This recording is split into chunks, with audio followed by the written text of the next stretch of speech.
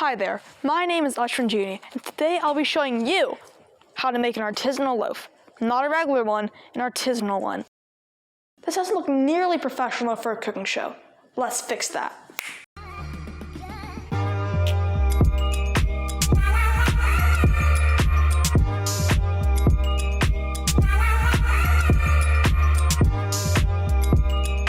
Wow, this is more like it. The first step to making bread is to measure the amount of flour you need. As you see, I already have it measured, but you're going to need 450 grams or 3 cups. Pour that right in. Okay. Next up, you're going to need 2 teaspoons of yeast and 2 teaspoons of salt. The salt you can change varying on your taste, but it should be around 2 teaspoons. First, add in the yeast. Then add in the salt. Now, grab your whisk and mix it together.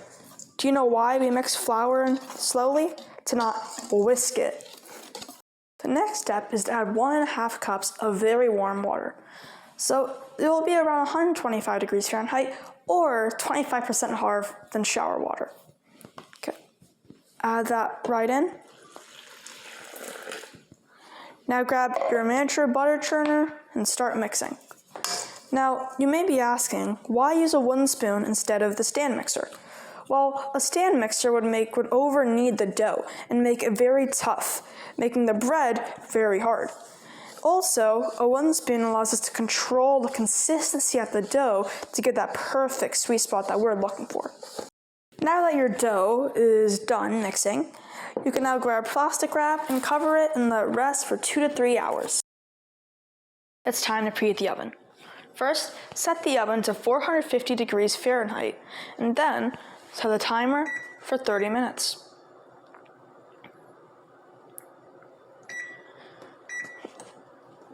Now you want to add your Dutch oven. Make sure to be careful because it's hot. Okay? You want to keep the lid on and add it right in. And the top shelf should be fine. Now, start. Next up, you need to take your dough and we're going to punch all the bubbles out. So get your dough, sprinkle some flour on your work surface.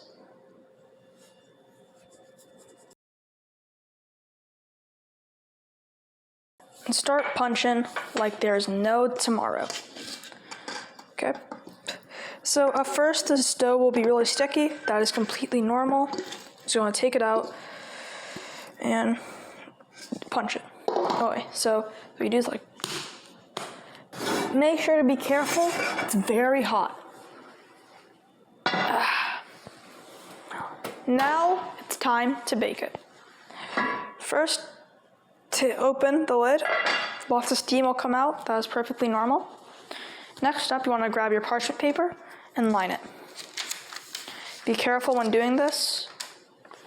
I just like to drop it in there, and normally it will go into place. But in case it doesn't, just grab your oven mitt. Okay.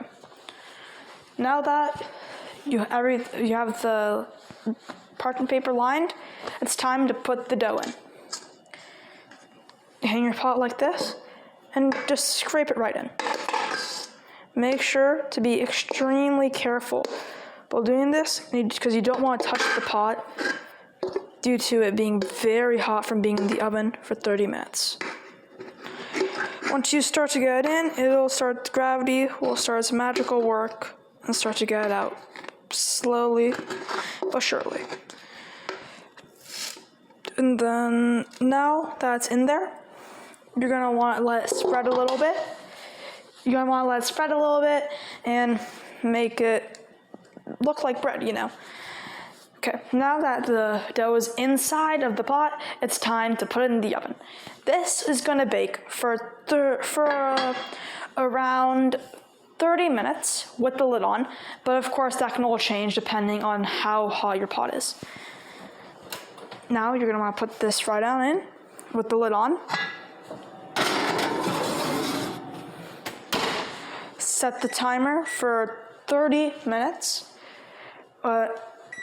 And then you're gonna wanna put the temperature at the same temperature you did before, at 450.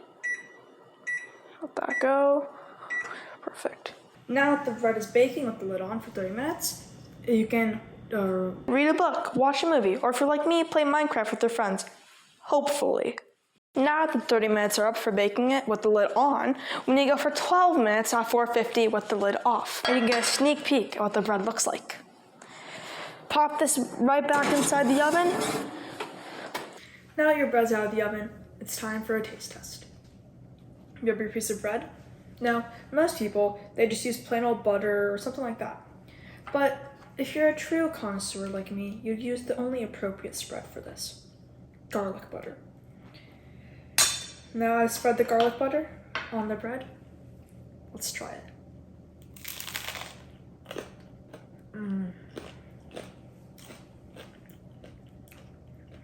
I cannot tell you how good this is. The crunch of the bread and the softness of the inside complements so well the creaminess of the butter and the flavor of the garlic. I 10 out of 10 recommend it for you to make this at home and try it. Give it to friends and family, see what they say.